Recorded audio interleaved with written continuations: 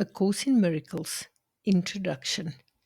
A theoretical foundation, such as the text provides, is necessary as a framework to make the exercises in this workbook meaningful.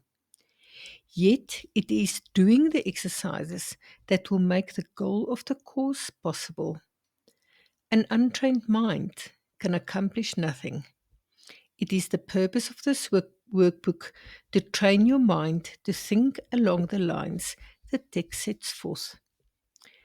The exercises are very simple. They do not require a great deal of time, and it does not matter where you do them. They need no preparation. The training period is 1 year.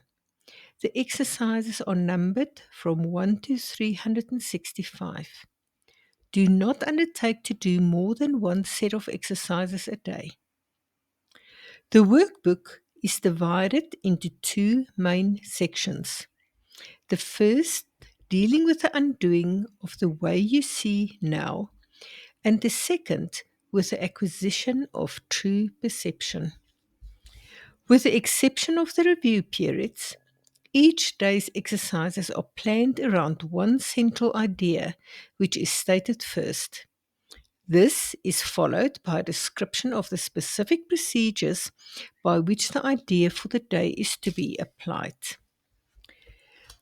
The purpose of the workbook is to train your mind in a systematic way to a different perception of everyone and everything in the world.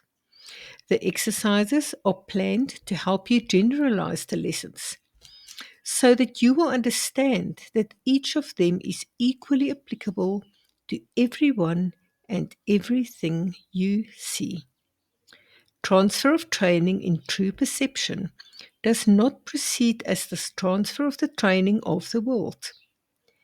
If true perception has been achieved in connection with any person, situation, or event, total transfer to everyone and everything is certain.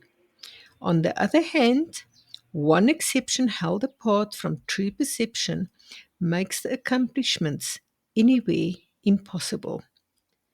The only general rules to be observed throughout then are: first, that the exercises be practiced with great specificity, as will be indicated. This will help you to generalize the ideas involved to every situation in which you find yourself and to everyone and everything in it. Second, be sure that you do not decide for yourself that there are some people, situations, or things to which the ideas are inapplicable. This will interfere with transfer of training. The very nature of true perception is that it has no limits. It is the opposite of the way you see now. The overall aim of the exercises is to increase your ability to extend the ideas you will be practicing to include everything.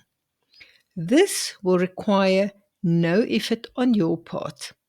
The exercises themselves meet the conditions necessary for this kind of transfer.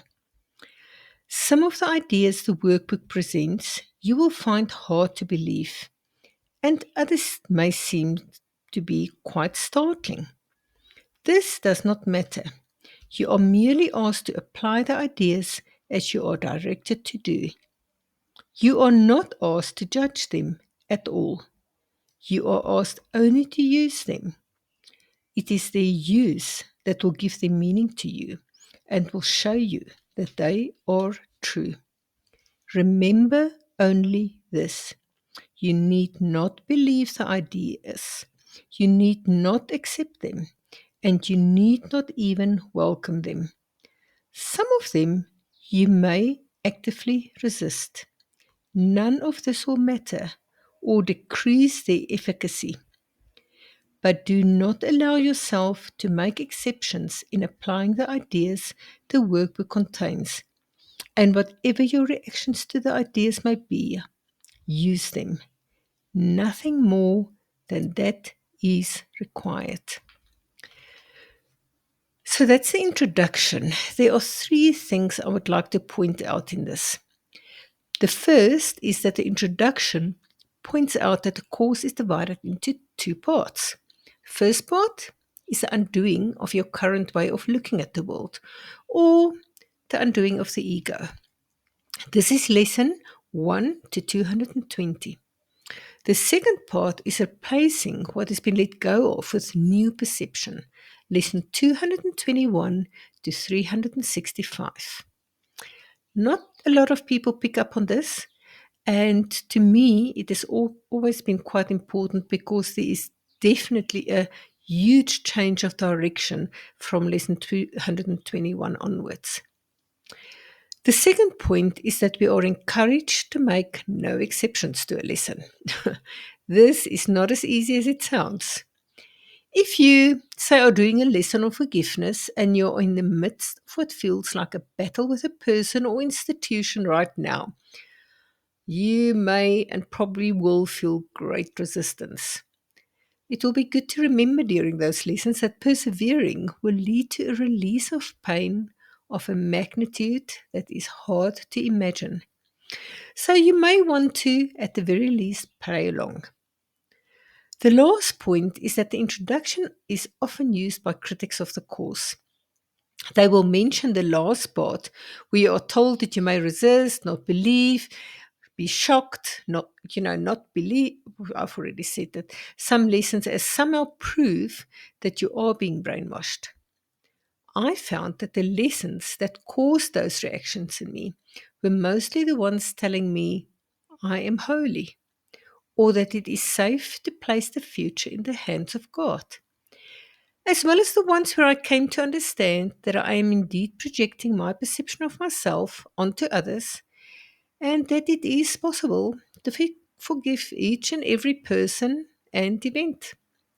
So rather than brainwashing, I wanted to cling to my own self hatred and judgment of myself and others. Thank you for listening and enjoy the ride. It's going to be more hectic than you could ever imagine.